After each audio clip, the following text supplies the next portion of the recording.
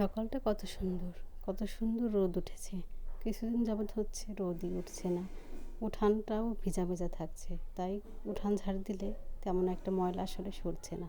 ইদানিং আমি যেখানে থাকি সেখানে বিদ্যুৎ থাকছে না, দিনে ৩-৪ ঘন্টা বিদ্যুৎ থাকছে না, রাত্রেও আজকে 2 ঘন্টা কারেন্ট গিয়েছিল।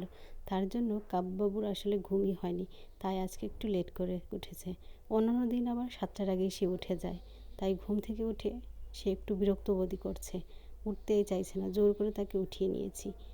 বাচ্চাদের ছোটো থেকে আসলে অভ্যাস করতে হয়, যদি অভ্যাস না করেন তাহলে দেখবেন কোনো কাজই আসলে সুস্থভাবে করা যায় না।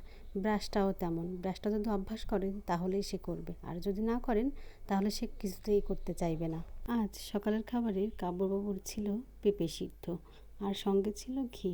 আমি প্রতিদিনই চেষ্টা করি একবেলা ওকে ঘি দিয়ে খাবার খাওয়াতে, কারণ ঘি বাচ্চাদের জন্য খুবই উপকারী। যদি আপনি আপনার বাচ্চাকে একবেলা ঘি খাওয়াতে পারেন, আসলে সেটা তার জন্য খুবই ভালো।